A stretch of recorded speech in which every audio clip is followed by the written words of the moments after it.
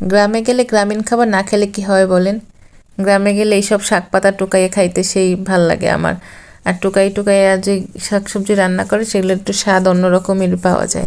ধানের ক্ষেতে রাস্তার পাশে অজস্র হয়ে পড়ে আছে। আমি আর ছেলে মিলে শাক তুলতেছি। আমার বোনও পাশে ছিল। এরকম শাক তুলতে ভালোই লাগে। পাশে একটা হিজল গাছ আছে, সেই সুন্দর ফুল ফুটে আছে। এর পাশে আবার একটা মাছের ঘের আছে, আমার বাবা করছে নিজেদের খাওয়ার জন্য। মাশাআল্লাহ ভালোই মাছ হয়েছে। মাছে খাবার দিলে কিলবিল করে। শাক টাক তোলা শেষ করছি। ওইদিকে রাফাতের বাবা বাঁশ কাটতেছে। বাঁশের টুনি দিয়ে, আমরা টুনি বলি বরিশাল্লারা, আর অন্যান্য অঞ্চলে কঞ্চি বলে। এই কঞ্চি দিয়ে বাঁশের বেড়া বানাবে আর কি, বেড়া দিবে এক জায়গায়। সেজন্য হচ্ছে বাঁশ কাটতেছে। রাফাতের বাবা অনেক পরিশ্রম করতেছে, বাড়ি আসলে অনেক পরিশ্রম করে। তাদের দেখে অবশ্য বোঝা যায় না সে এত কাজ পারে।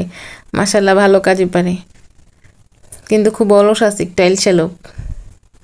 আইলসা লোকে যে এত এত কাজ পারে বলে বোঝানো যায় না। প্রথমে কাজ করতে চায় না, পরে টাইনে টাইনে কাজ করানো লাগে।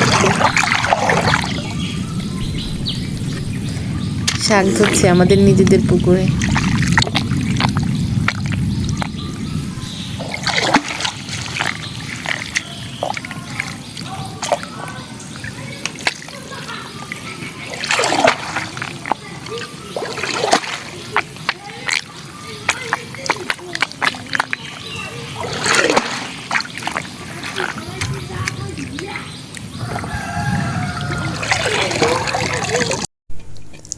পেঁয়াজ রসুন কাঁচামরিচ দিয়ে শাকটা সিদ্ধ বসাই দেওয়া হয়েছে।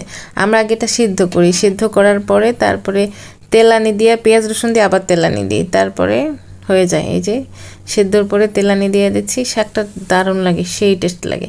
আর হচ্ছে মাটির চুলায় রান্না। মাটির চুলায় রান্না মানেই তো একটা মজাদার কিছু, তাই না? মাটির চুলায় রান্না করলে এত স্বাদ লাগে কেন বুঝি না, যে কোনো জিনিসই। গ্যাসের চুলায় রান্না করলে কোনো স্বাদই পাই না। কি অদ্ভুত একটা ব্যাপার, তাই না? শাক ভাজা হয়ে গেছে, এরপরে হচ্ছে আমাদের খাওয়ার পালা। আমি শাক দিয়ে অনায়াসে 2-3 প্লেট ভাত খাইয়ে ফেলতে পারি।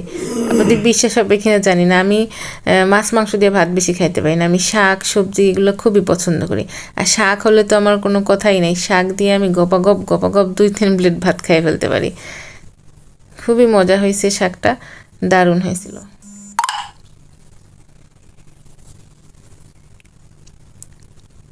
সবাই ভালো থাকবেন, সুস্থ থাকবেন। আল্লাহ হাফেজ।